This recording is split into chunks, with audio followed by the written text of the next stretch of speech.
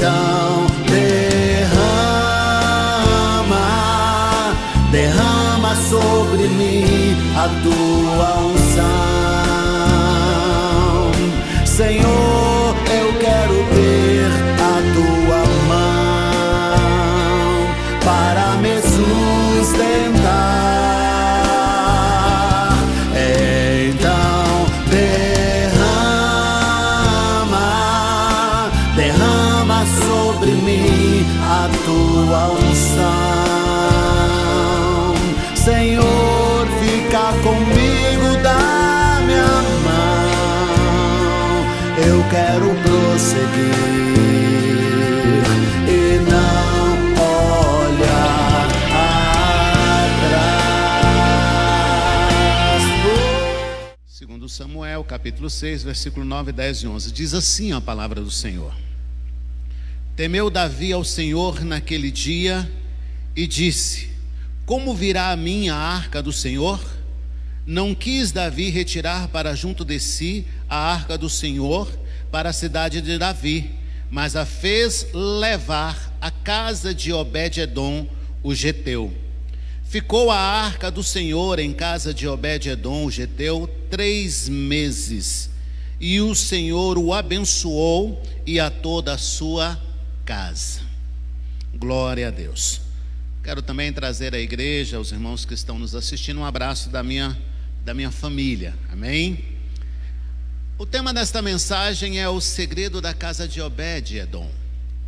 E quando se fala de Obed-edom, nos vem alguns questionamentos. O que significa Obed? Obed significa servo, e Edom significa que Obed era de Edom, ou dos edomitas, por isso que o chamavam de Obed-edom. Quando se fala de Obed-edom, a gente precisa entender algumas coisas, principalmente saber quem ele era, porque o texto diz que a arca do Senhor ficou na casa de Obed-edom por 3 meses e o Senhor o abençoou. Obviamente nós sabemos que a arca da aliança, a arca do concerto, a arca do Senhor, ela simboliza a presença do Senhor.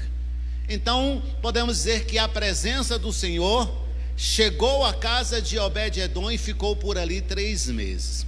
Primeiro, queridos, nós precisamos entender que Obed-edom, ele era descendente dos edomitas, que eram descendentes de Esaú, que consequentemente este povo era inimigo de Israel.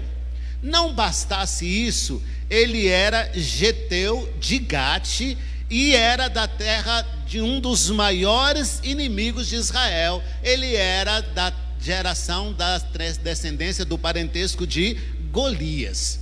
Ora, estamos falando de um homem rejeitado pela sociedade da época. Estamos falando de um homem que era humilhado pelos chamados povos de Deus, os israelitas, desprezados por todos. Estamos falando de um homem que, se você ler todo o capítulo, no livro de 2 Samuel, capítulo 6, o que antecede o 5 e depois o 7 também, você vai ver que a situação de Obed-edom não era uma situação confortável. Ele era um homem que não morava em Israel, ele morava à margem da estrada que ligava até a cidade de Israel. Ele era um homem que não era bem sucedido. Ele era um homem que tinha uma esposa estéril, que seus animais também eram estéreis. Ele não morava na cidade, morava numa tapera à beira da estrada, e o pior de tudo, ele ainda era descendente do maior inimigo de Israel, que ele era descendente de Golias. A história toda de Obed-edom, ela começa, meus irmãos, quando Davi resolve trazer a arca de volta para Jerusalém, após 20 anos que esta arca havia ficado na casa de Abinadab. Quando a arca chega à casa de Abinadab, há 20 anos atrás, ele e sua família, Abinadab e sua família, se acostumaram com a presença de Deus, não dando mais ao Senhor a devida importância, o devido valor.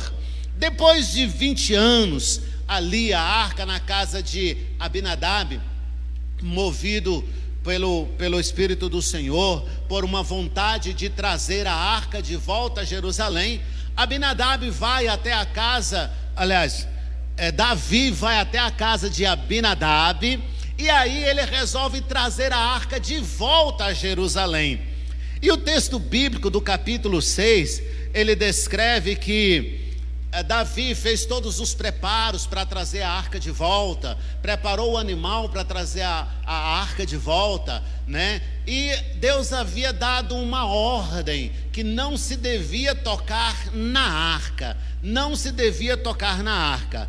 Quando estava nesse percurso da casa de Abinadab até Jerusalém, quando distava mais ou menos 25 quilômetros para se chegar a Jerusalém, o carro de boi que carregava a arca passa por um contratempo.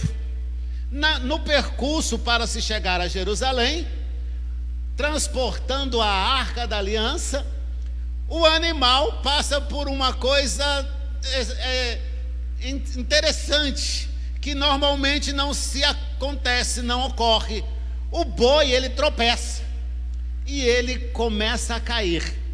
Quando o boi começa a cair, a arca da aliança que estava sobre o animal também começa a cair. E diz a palavra do Senhor que um homem por nome de Uzá resolve segurar a arca para que ela não caísse ao chão. Daí que quando ele toma essa atitude de segurar a arca para que ela não caísse ao chão, ele é ferido de morte, ele morre. Davi então se assusta com aquela situação. Faltava 25 quilômetros para chegar a Jerusalém, o local que seria depositado a arca. Davi se assusta com aquela situação, uma coisa extraordinária que jamais havia acontecido. O animal tropeça, o outro vai acudir à arca, morre. Davi começa a pensar que aquela arca estava amaldiçoada. E aí então ele olha à beira da estrada e ele vê uma tapera, ele vê uma casinha. E ele resolve deixar a arca como se estivesse amaldiçoada naquela casa. Como quem diz, se está amaldiçoada, que amaldiçoe o outro. Davi então resolve deixar a arca, muito obrigado meu irmão, deixar a arca neste lugar, nesta casinha. Só que esta tapera, distante 25 quilômetros de Jerusalém, era exatamente a casa de quem? De Obed-Edom. Diz a palavra do Senhor que quando Davi chega naquela casa, ele entrega a arca para aquele homem e diz para ele: eu vou deixar esta arca aqui por um tempo e depois eu virei buscar esta arca. Ela vai ficar aqui só por um tempo. Quando a gente analisa o texto e a gente analisa a história e começa a pensar no que vai transcorrendo a partir de que a arca sai da casa de Abinadab até chegar em Jerusalém, e no meio do caminho ela para por 3 meses na casa de Obed-Edom, e a gente vê esse aparato todo transportando a arca, e aí a gente vê o animal tropeçando e a arca indo ao chão. A gente começa a pensar no primeiro erro cometido por aquele povo naquela época. E você me pergunta: qual é o erro, pastor? O primeiro erro é: a presença de Deus não pode ser carregada de qualquer maneira. A presença de Deus não pode ser transportada de qualquer maneira. Quando o boi tropeça e a arca começa a cair, um homem por nome de Uzá resolve segurar a arca para que ela não caísse. Ele é ferido de morte. E por quê? Porque Deus havia ordenado que ninguém deveria tocar naquela arca, porque ela simbolizava a presença de Deus, ela simbolizava a presença do Senhor. A intenção de Uzá era uma intenção boa. A arca ia caindo e ele resolveu segurar a arca. Mas ele havia se esquecido que Deus havia dado uma ordem. Qual era a ordem? De que ninguém tocasse na arca. A intenção é boa, mas ele havia se esquecido da ordem de Deus. No trajeto da nossa vida, na caminhada da nossa vida, nós nos deparamos assim, com muitas pessoas cheias de boas intenções, mas se esquecendo do principal, da ordem de Deus para a sua vida.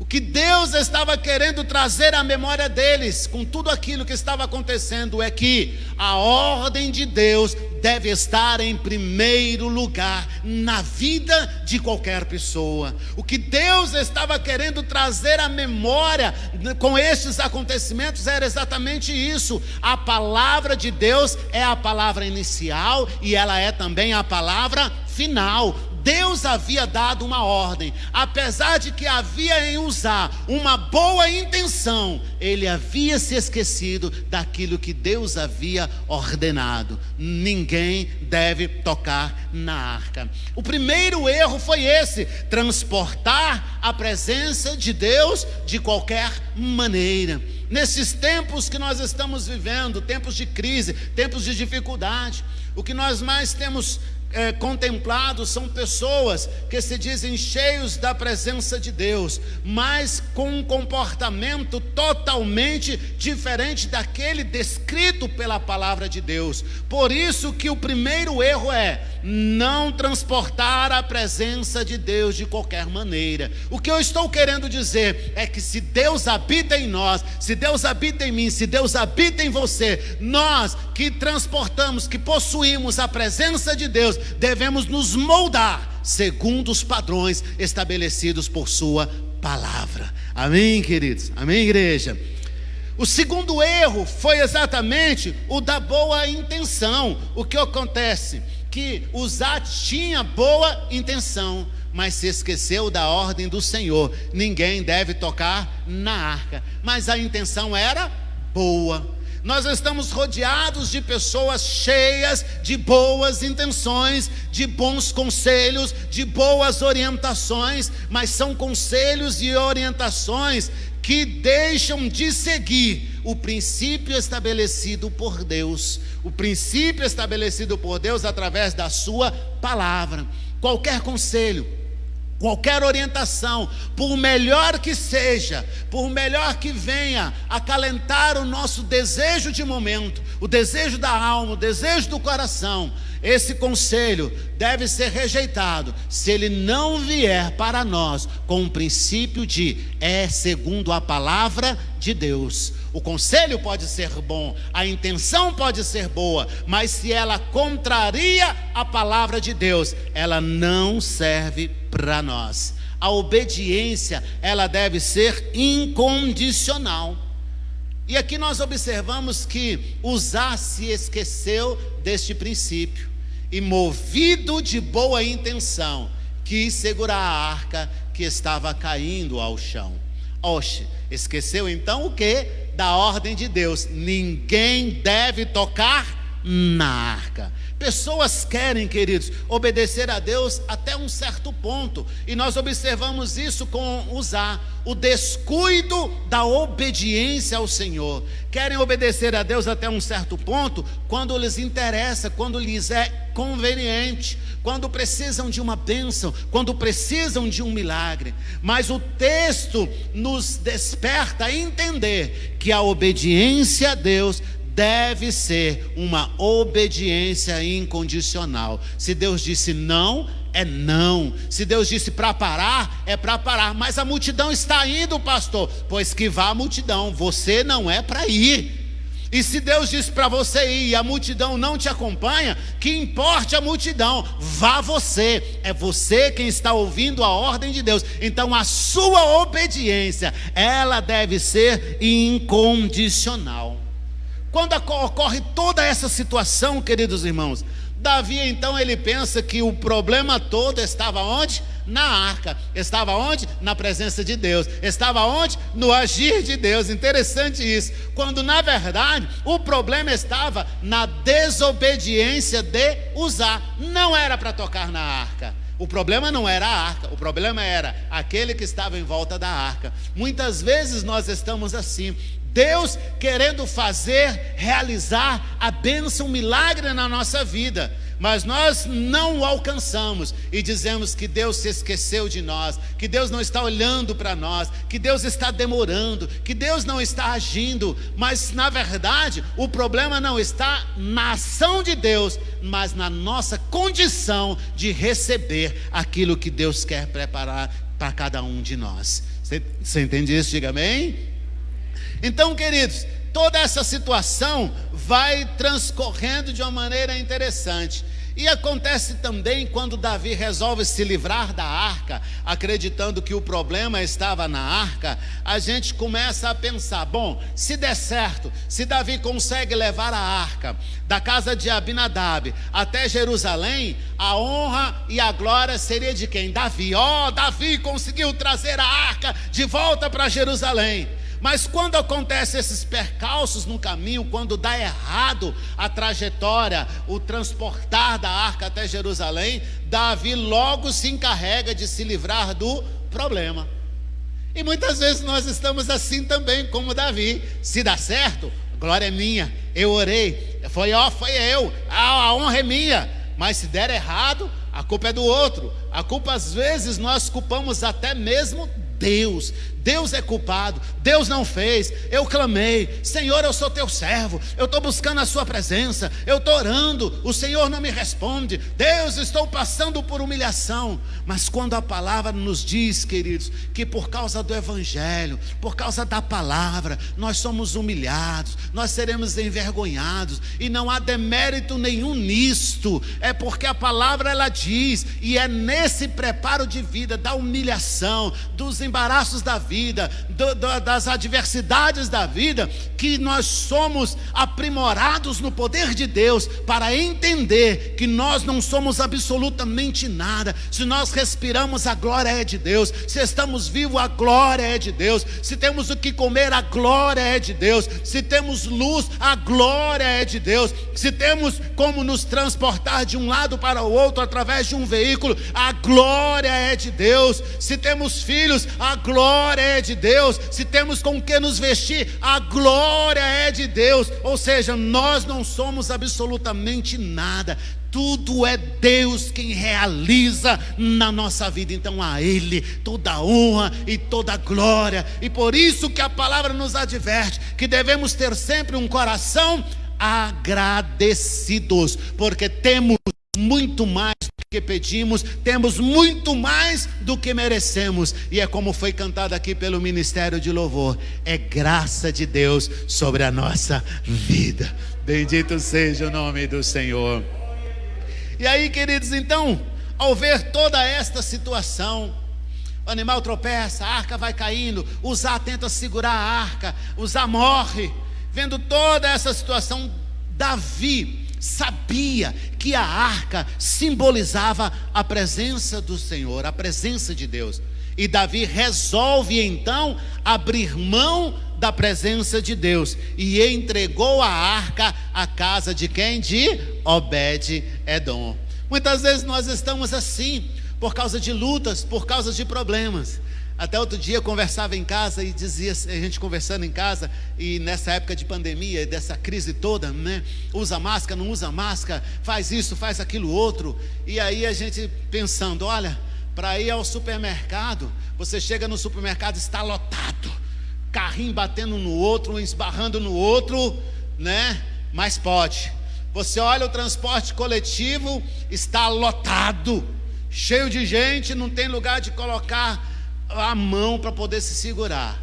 Mas na casa de Deus não pode. E aí não pode isso, não pode aquilo. Muitas vezes a gente reputa a nossa luta e adversidade como se culpado fosse Deus ou a igreja. Porque quando a gente se aborrece e não conquista aquilo que deseja, muitas vezes aborrecidos ou com um sermão que não vem de acordo com o que a gente queria, ou aborrecido com o irmão, ou às vezes aborrecido com um familiar. Hoje eu estou entristecido, não vou para a igreja. Hoje eu estou aborrecido, não vou para a igreja. Hoje eu estou chateado, não vou para a igreja. Mas não deixe de ir no banco, não deixe de ir no mercado, não deixe de ir na feira, não deixe de ir na farmácia, não deixe de ir em diversas. Ou seja, por qualquer coisa se abre mão da presença de Deus. Por qualquer coisa se abre mão da casa de Deus. E Davi estava tendo, neste exato momento, este comportamento, acreditando ele que a arca estava amaldiçoada. Ele pega a arca e entrega a arca onde? Na casa de Obed-Edom. Vou me livrar desta arca. E aí interessante, a gente vai olhando toda essa situação, e aí muitas vezes, querido, as pessoas pensam que quando algo dá errado, elas colocam logo a culpa em Deus, e quando dá certo, elas gloriam-se em si mesmo. Foi eu que fiz, foi eu que orei, foi eu quem dei a ideia, foi um projeto meu, e se esquece que Deus é o autor e dono de todas as coisas. É Ele quem realiza em nós tanto o querer quanto o efetuar.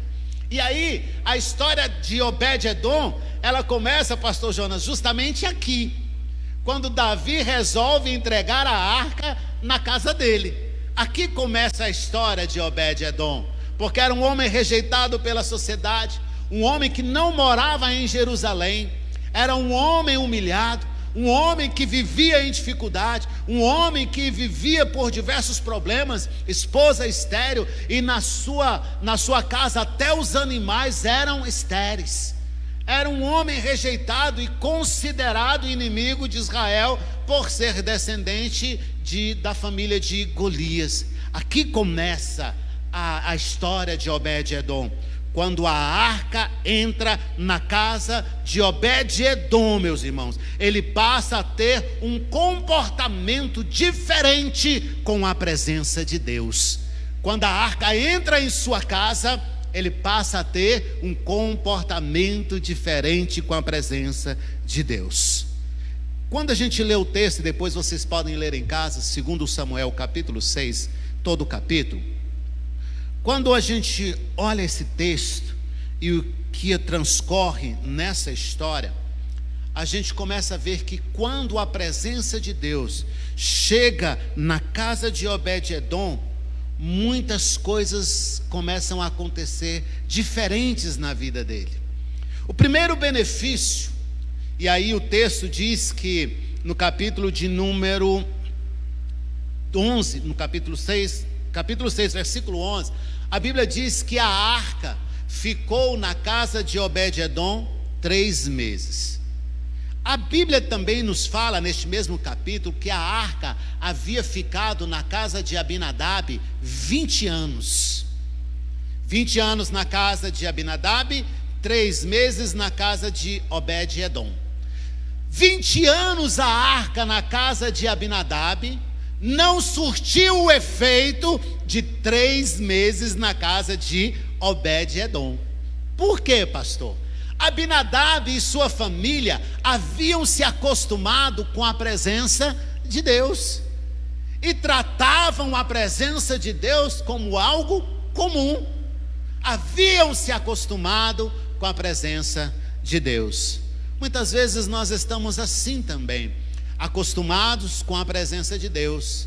Sabemos o que Deus faz, sabemos o que a Bíblia descreve, mas nós não nos movemos de uma forma diferente para poder vivenciar na nossa vida o sobrenatural de Deus, os milagres de Deus, as bênçãos de Deus, e transcorremos a nossa vida no trajeto de vida que nós temos, com os anos de vida que nós temos, de uma forma natural. Eu sei que Deus existe, eu sei que Deus faz milagre, eu sei que Deus é Deus, eu sei que eu preciso orar, eu sei que eu preciso louvar, e às vezes nós transportamos na nossa vida apenas assim: eu sei que Deus é, eu sei que Deus faz, e a gente mesmo não se faz nada diferente para experimentar o novo de Deus na nossa vida, porque a sua palavra diz que as misericórdias do Senhor são a causa de não sermos consumidos, porque elas se renovam todas as manhãs, todos os dias.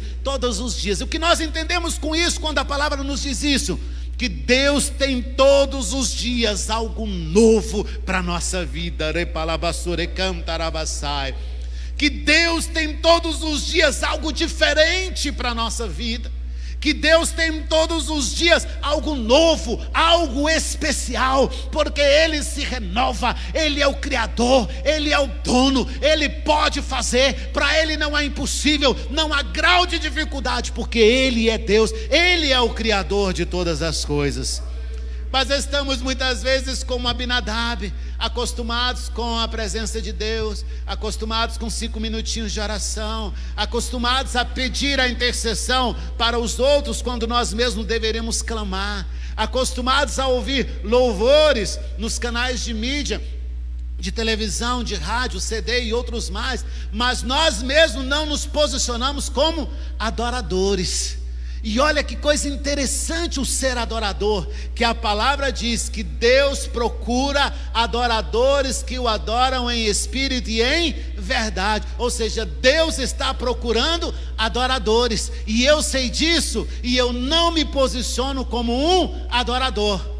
A palavra de Deus me chama para poder viver o novo de Deus, mas eu preciso ousar mais. Eu tenho que sair do que é cômodo, do que é rotineiro, do que é diário, e me atrever a ir além do normal, para poder entrar no excepcional, no extraordinário de Deus. Amém, queridos? Você entende isso? Diga amém. Aí aqui começa então, queridos, toda a história de Obed-Edom.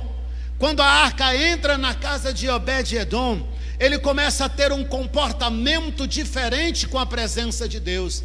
Ele reverencia a presença de Deus, ele adora a presença de Deus, e não só ele, mas também a sua casa passa a ter um comportamento diferente diante da presença de Deus, uma devoção diferente, um louvor diferente, uma reverência diferente, uma vida diária diferente. Ele começa a se mover de uma maneira diferente com a presença de Deus. E aí a Bíblia descreve, depois você lê aí na sua casa, né, o capítulo 6, a Bíblia descreve que a terra onde Obed-Edom morava era uma tapera, era uma casinha velha, à beira da estrada, que ali a terra era seca, a terra era sedenta, ali não produzia absolutamente nada, a terra não jorrava água, tinha dificuldade de água para a sua subsistência. Mas a palavra de Deus diz, queridos, no capítulo 6, que quando a arca entra na casa de Obed-Edom, ele passa a ter um comportamento diferente para com a presença do Senhor. E a Bíblia descreve que no primeiro mês, irmãos, que coisa linda, a gente olha esse texto, a gente fica maravilhado de ver que a arca ficou 20 anos na casa de Abinadab e não surtiu os efeitos que ficou 3 meses na casa de Obed-Edom, porque Abinadab reputou a presença de Deus como algo comum, como algo banal até. Ele chegou até a banalizar a presença de Deus, não devotando a Deus a reverência devida. Mas quando a arca chega na casa de Obed-Edom, ele tem um comportamento diferente. E diz a palavra de Deus que no primeiro mês, irmãos, a terra que era seca e deserta começou a jorrar água. O capim que era verde, o capim que era seco começou a se enverdecer. Os animais que eram magros começaram a engordar. No primeiro mês da presença de Deus na casa de Obed-Edom, a presença de Deus fez milagres na área, na vida daquele homem e dos animais que estavam à sua volta. A presença de Deus, irmãos, faz aquilo que o homem não pode fazer com as suas próprias mãos.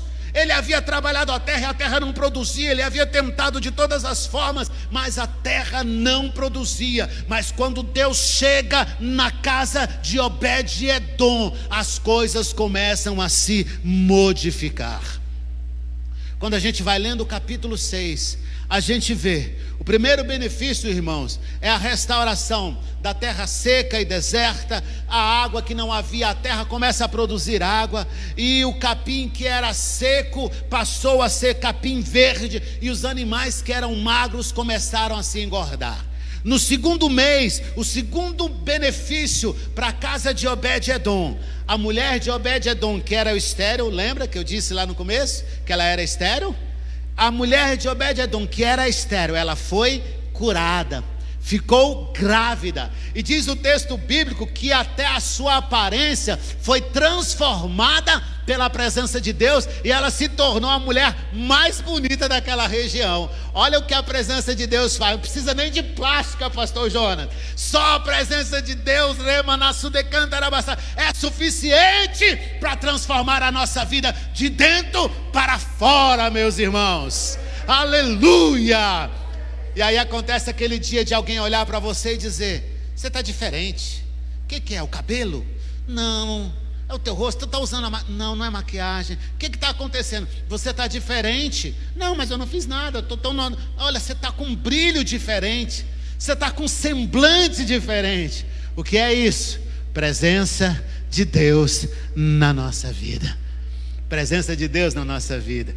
E aí, queridos, primeiro benefício foi o benefício da terra, benefício de água, e dos animais que eram magros passaram a engordar no primeiro mês.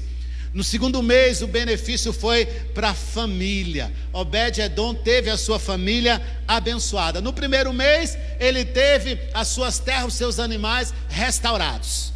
No segundo mês, ele tem a sua esposa, que era estéril, curada, ficou grávida e ainda teve a sua aparência restaurada, ficou mais bonita do que era. Segundo mês, família abençoada. Mas não parou por aí. A presença de Deus traz coisas que o dinheiro não pode comprar. A presença de Deus faz extraordinariamente aquilo que o dinheiro não pode comprar. O dinheiro pode comprar bens, pode comprar coisas, mas não compra amor, não compra paz, não compra felicidade, não compra saúde. Às vezes compra remédio, mas não compra saúde. Olha, mas a presença de Deus faz tudo isso. A presença de Deus faz aquilo que o homem não pode fazer com as suas próprias mãos, e faz acontecer, traz coisas que o dinheiro não pode comprar. Aí, queridos, a gente vai analisando a história. Se a presença de Deus na sua vida, ela te abençoa até quem está perto de você. A presença de Deus, ela abençoa a sua vida, abençoa a sua casa. E Deus é tão bom que você, abençoado, abençoa também aqueles que estão à sua volta. Por isso que eu quero ficar sempre perto do pastor João. Abençoado, eu quero, abençoa eu também. Quero pegar um pouco dessa bênção também. Glória a Deus. O terceiro benefício na vida de Obed-edom. Primeiro benefício foi a restauração dos animais da sua terra. Segundo benefício foi a cura da sua esposa, a restauração da beleza da sua esposa e a concepção de um filho. São bênçãos que Deus traz na vida das pessoas que dinheiro, bens não pode fazer. O terceiro benefício é interessante. Quando as pessoas viram o que a presença de Deus estava fazendo na casa de Obed-edom. Quem era Obed-edom? Aquele homem miserável, vivia numa tapera, a terra era sedenta, o pasto era seco, os animais eram magros, eram estéreis, a esposa era estéril, não tinha filho, não tinha graça, não tinha alegria. No terceiro mês, quando as pessoas olham para Obed-edom e vê que a presença de Deus havia restaurado a sua terra, havia produzido animais gordos, bonitos, observaram que a família de Obed-edom estava abençoada, a mulher que era estéril, grávida, bonita. O povo começou a se preocupar: o que tem na casa de Obed-edom? Eu vou lá ver o que tem na casa de Obed-edom. Descrito também no capítulo 6 de 2 Samuel. Depois você lê, você que está em casa, pega a Bíblia aí e vai acompanhando. Queridos, no terceiro mês da arca, na casa de Obed-edom, diz a palavra do Senhor que quem visitava Obed-edom era abençoado pela presença de Deus. Bênção estendida.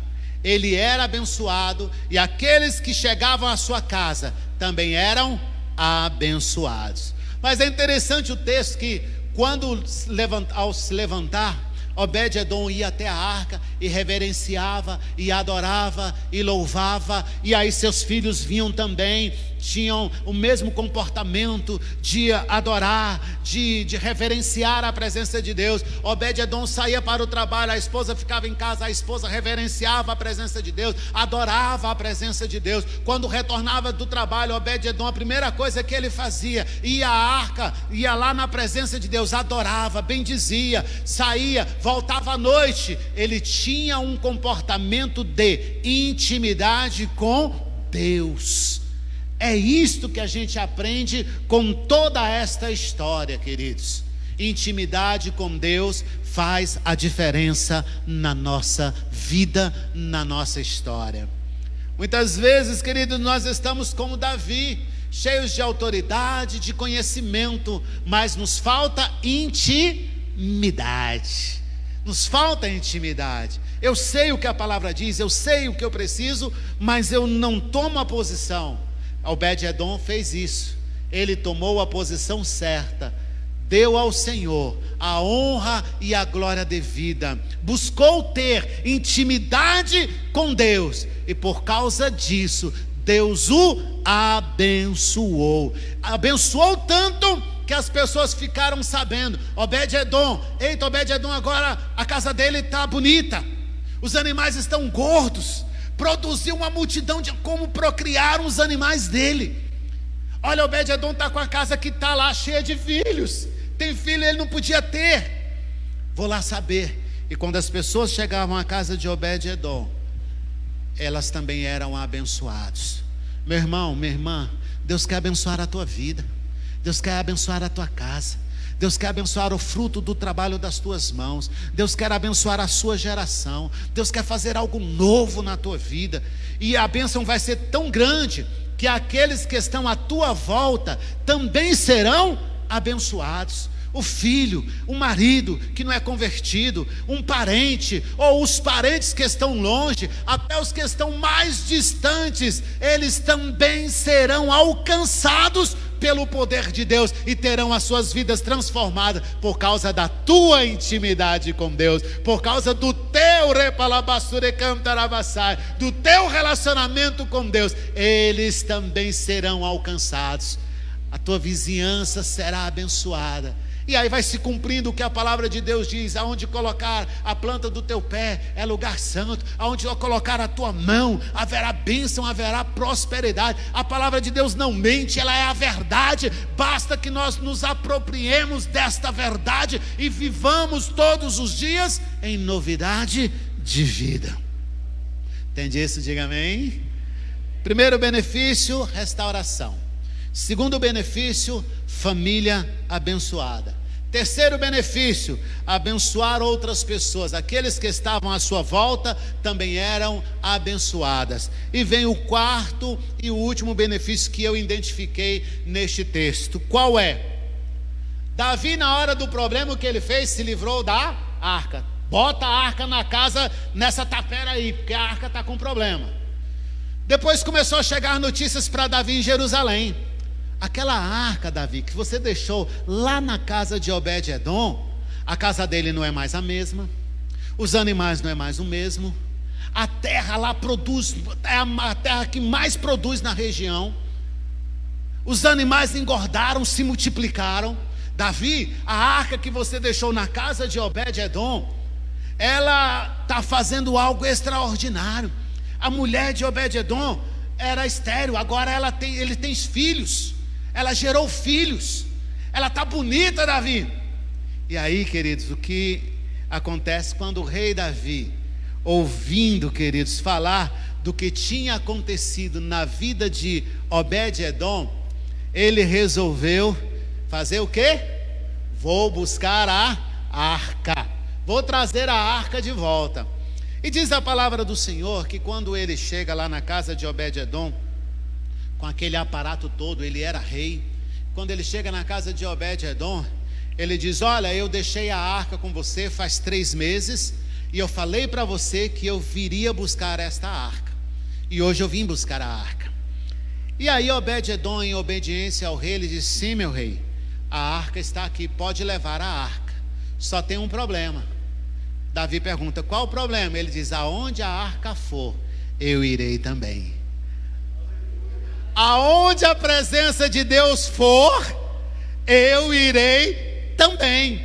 E diz a palavra do Senhor que a partir daquele momento, o rei permite que Obed-edom o acompanhe. E aí ele vai, e todos os dias ele ia ter lá em Jerusalém, adorar a arca, adorar a presença do Senhor. E ele teve livre acesso, e ele pôde compartilhar, receber e compartilhar da presença de Deus. E o quarto e último benefício que eu detectei aqui neste texto, queridos, é o reconhecimento. As pessoas que estavam à volta de Obed-edom reconheceram que Deus era com ele, que Deus estava com ele, e que ele agora tinha, por causa de Deus, uma vida totalmente abençoada. É isso que Deus quer fazer comigo, quer fazer com você, quer fazer com a igreja dele, quer fazer com você que está aí na tua casa ouvindo a palavra de Deus, fazer com que você saia do natural, que você saia do comodismo, que você ouse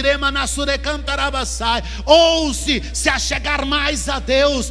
Que importa o que estão falando o vizinho, os outros, a multidão? O que importa para nós é o que a palavra de Deus diz, o que Ele nos promete, o que Ele nos garante. É isso que importa para nós. E esta intimidade com Deus vai fazer toda a diferença na nossa vida e na vida daquele que nos segue. Ei, Davi decide levar a arca, levou a arca. Obed-edom acompanhou a arca. O que eu quero dizer para você: vá aonde está a presença de Deus e não abra mão da presença de Deus para a sua vida. Não abra mão da palavra de Deus para a tua vida. Estão dizendo isso, que importa. Estão dizendo aquilo, que importa. Estão falando aquilo, que importa. O que vale para mim é o que Deus diz, é o que a sua palavra diz. Primeiro mês, bênção na área física. Seus animais começaram a produzir, a terra começou a germinar e ele começou a ficar próspero. Segundo mês, Deus conserta a vida de Obed-edom. Primeiro mês ele trabalha na área física. No segundo mês, na área sentimental, que Deus conserta a vida de Obed-edom. Deus cura a esposa estéril e ela gera filhos. No terceiro e último mês da arca, na casa de Obed-edom, é uma bênção espiritual. Aquele que era desprezado agora é destacado. Aquele que era o menor agora está entre os maiores. Estava lá com Davi em Jerusalém, no seu palácio. Aquele que era escravo foi abençoado, e aquele que era pobre ficou rico. Meu irmão, minha irmã, todo aquele que vive na presença do Senhor tem a sua vida modificada por esta presença, por esta palavra. Todo aquele que vive na presença do Senhor tem a sua vida e de sua família abençoada pelo Senhor. Quem busca a presença de Deus é tratado diferente, meus irmãos. Quem busca a presença de Deus vence as adversidades. A luta está grande, está dificuldade financeira, pandemia, dificuldade com filho, dificuldade na família, dificuldade com a esposa ou com o esposo, seja qual for a dificuldade. Quem busca a presença de Deus vence as adversidades. Bendito seja o nome do Senhor. E mais, quem busca a presença do Senhor é colocado em posição de destaque, é colocado em lugares altos, é colocado em lugares especiais. Olha quem era Obed-edom: escravo, vivia na tapera, jogada, mas não podia nem entrar em Jerusalém, até por causa da sua descendência. Quando Deus entra na sua casa, Deus modifica a sua casa, modifica a sua história, modifica a sua vida e modifica a vida daqueles que estavam à sua volta. Colocou ele em um lugar de destaque, colocou ele em um lugar especial. A presença de Deus, ela muda situações. Antes da chegada da presença de Deus à casa de Obed-edom, quem era Obed-edom? E observa que depois que a presença de Deus chegou à sua casa, o que Deus fez na vida daquele homem e o que Deus fez através da vida daquele homem. Deus muda situações. Outra coisa, Obed-edom procurava dar a Deus o devido valor. Obed-edom procurava dar o devido valor à presença de Deus. Ele se importava com a presença de Deus. Ele tinha cuidado com a presença de Deus. Ele queria estar na presença de Deus. É o que nós devemos fazer, seguir este exemplo, ter cuidado com a presença de Deus, não nos portarmos de qualquer maneira, não ir em qualquer lugar, não fazer qualquer coisa, mas ter o cuidado de reverenciar.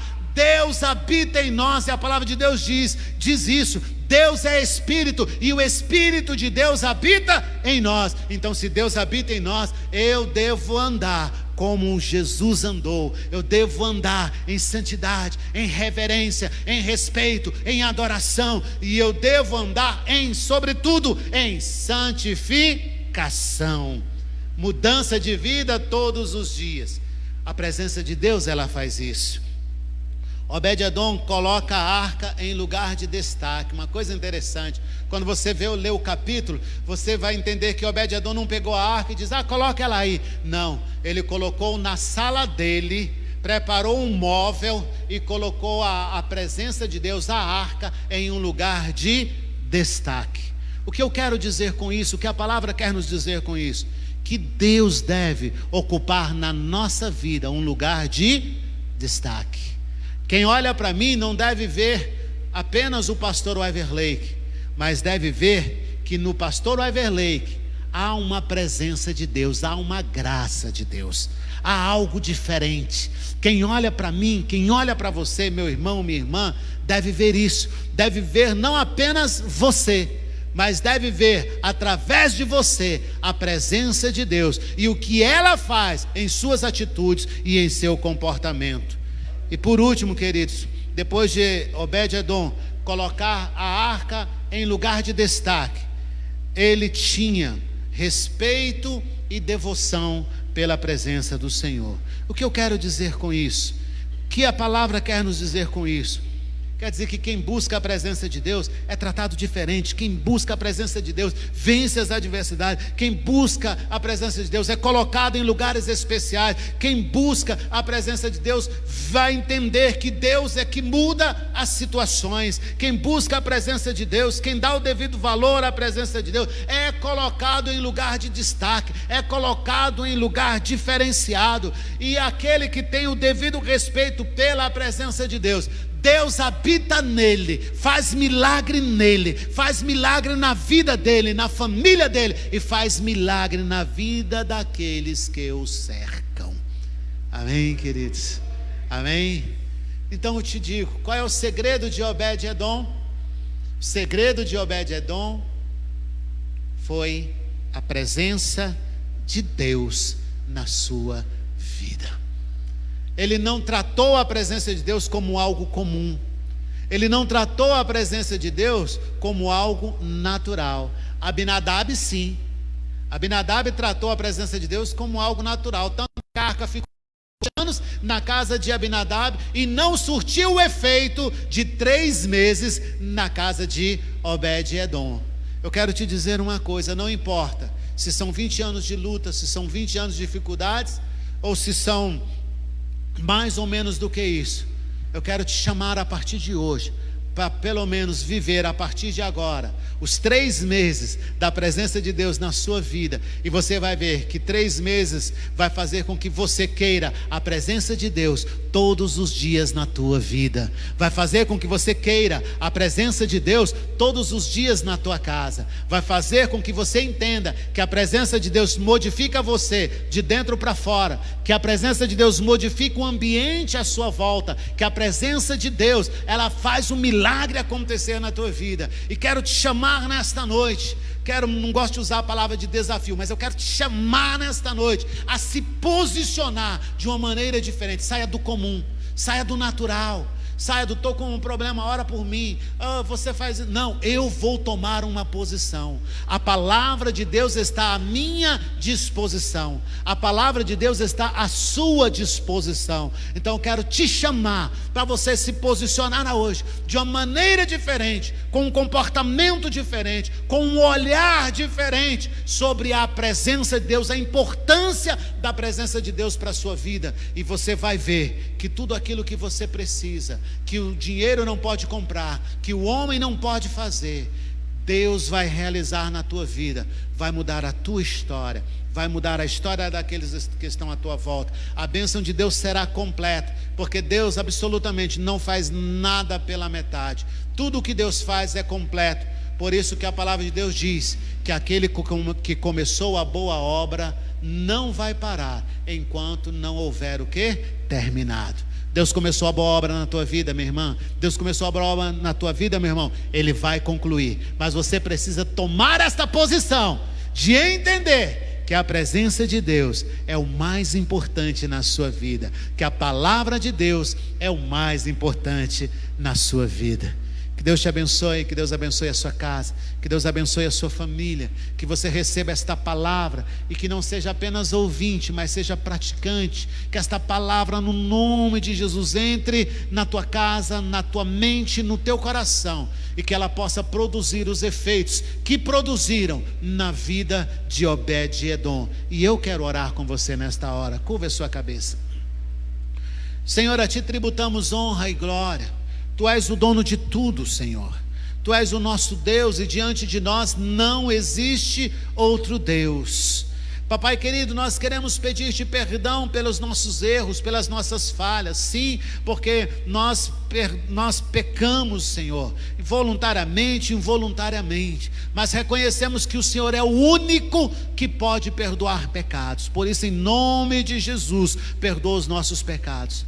Olha para nós com os teus olhos de misericórdia, Deus, e estende a tua mão poderosa sobre a nossa vida, sobre a nossa casa, sobre a nossa família.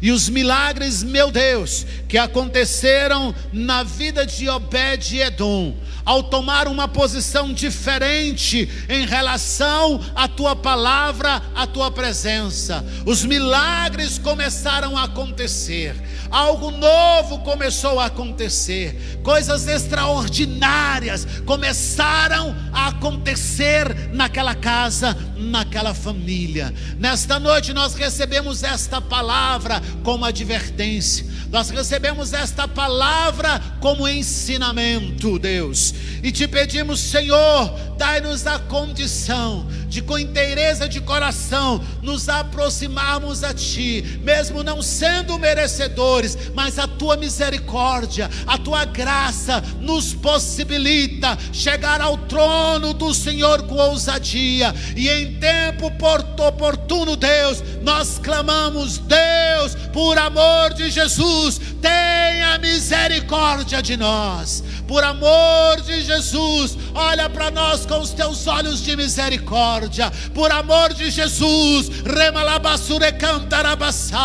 estende a tua mão sobre a nossa vida, estende a tua mão sobre a nossa casa, Deus, e nos abençoa fisicamente, materialmente, espiritualmente, de maneira, Deus, que a bênção do Senhor sobre a nossa vida seja completa. Tudo aquilo que pensamos, tudo aquilo que pedimos, tudo aquilo que sonhamos, Deus, realiza em nossa vida, nos dê força, Pai, para conquistar, nos dê ousadia, Senhor Deus, para permanecer firmes na Tua presença e dizer não para o mundo. E sobretudo, Deus, que a Tua palavra todos os dias seja viva na nossa vida, viva no nosso modo de viver, no nosso jeito de ser, no nosso jeito de falar. Que todo medo vá embora, Senhor, e que a nossa fé esteja sempre em Ti, porque Tu és o autor da vida, o dono de todas as coisas.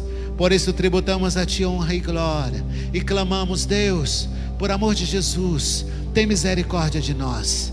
Por amor de Jesus, abençoa a nossa vida, abençoa os sonhos, os projetos. Por amor de Jesus, abençoa a nossa casa, a nossa família, os filhos. Abençoa, Senhor Deus, o esposo, a esposa. Por amor de Jesus, abençoa aqueles que estão à nossa volta, no lugar de trabalho. Coloca uma bênção especial, e que todos, ao olhar para nós, possam ver e entender que somos realmente abençoados do Senhor. Não retires de nós a tua presença. E aquele Deus que nesta hora precisa de um milagre, eu não sei qual é o milagre, mas tu sabes. Por amor de Jesus, realiza um milagre agora. Cura as enfermidades agora. Repreende todo o mal agora. Traz a bênção da prosperidade. Abençoa o celeiro, que ninguém tenha falta de nada, mas que tenha com fartura, porque é o Senhor quem provê tudo aquilo que necessitamos. Abre, Senhor Deus, se eu posso assim dizer, as janelas dos céus, e derrama sobre nós o seu bom tesouro, e não retires de nós a tua presença. Em nome de Jesus nós oramos. Como sacerdote, nós abençoamos cada casa, cada família, aonde a tua palavra entrar, que haja bênção, que haja milagre, que haja cura, que haja transformação, e que o teu nome seja glorificado. Bendito seja o nome de Jesus. Amém, amém e amém. A paz do Senhor, que Deus vos abençoe, e até a próxima, em nome de Jesus. Então derrama sobre mim a tua unção, Senhor.